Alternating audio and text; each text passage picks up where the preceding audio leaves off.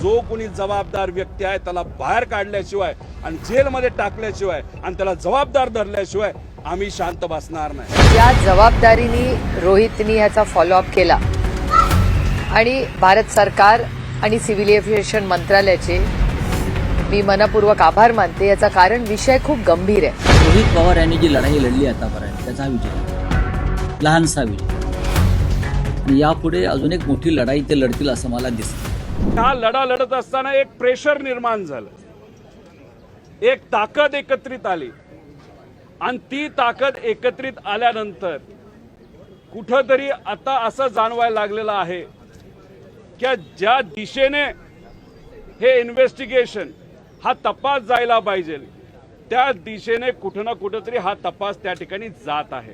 मला डीजीसीए मध्ये असणाऱ्या लोकांना एवढंच सांगायचंय, त्याच्याच बरोबर तिथं असणारे जे कोणी मंत्री आहेत त्यांना तिथं सांगायचंय, केंद्र सरकारला सांगायचं, राज्य सरकारला सांगायचं की दादांचा ऍक्सिडेंट हा ऍक्सिडेंट आहे का घातपात आहे याच्या खोलात आम्ही जाणारच, आम्हाला कुणी तिथं अडवू शकत नाही।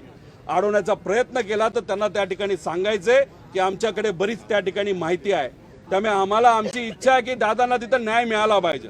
ऍक्सिडेंट झाला का घातपात झाला हे लोकांसमोर त्या ठिकाणी आलं पाहिजे आणि त्यासाठी कुठेही जावं लागलं, कसंही लढावं लागलं, त्यासाठी महाराष्ट्राचा प्रत्येक व्यक्ती हा लढायला तयार आहे। पाताळात जावं लागलं तरी आम्ही पाताळात जाऊ, पण जो कोणी जबाबदार व्यक्ती आहे त्याला बाहेर काढल्याशिवाय आणि जेलमध्ये टाकल्याशिवाय आणि त्याला जबाबदार धरल्याशिवाय आम्ही शांत बसणार नाही। मी सिव्हिल एव्हिएशन मंत्रालयाचे आणि खास करून रोहित माझ्या भावाचा फक्त मुलगा म्हणून नाही, पण ज्या जबाबदारीने रोहितनी याचा फॉलोअप केला आणि भारत सरकार आणि सिव्हिल एव्हिएशन मंत्रालयाचे मी मनपूर्वक आभार मानते। याचा कारण विषय खूप गंभीर आहे। आमच्या घरातला कर्ता पुरुष गेला आणि ही वेळ कुणाच्याही, आणि अर्थातच दादा तर गेलाच, पण दादा बरोबर त्यांच्या घरातले पायलट, ते एअर हॉस्टेस, म्हणजे त्यांच्याही घरात दुःख आहेच ना। ते काय घर दुःख फक्त आमचं नाही, आमच्या सगळ्यांचं खूप मोठं दुःख आहे।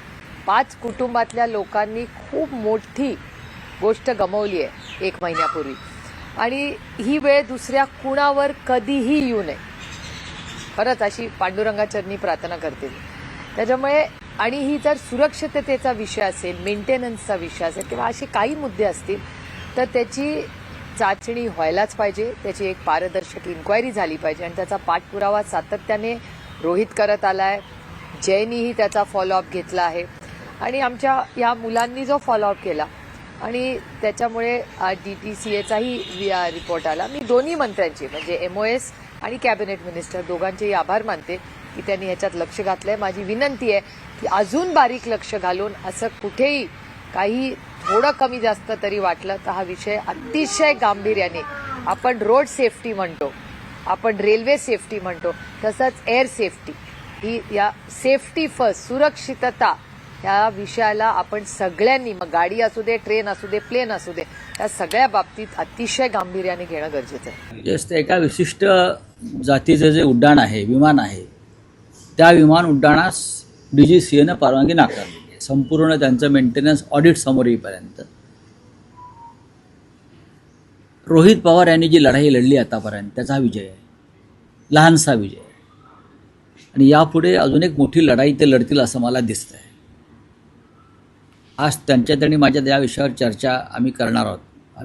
मी सुद्धा काही गोष्टी समजून घेणार आहे आणि मला असं वाटतं की कोणीतरी ही लढाई पुढे नेली पाहिजे।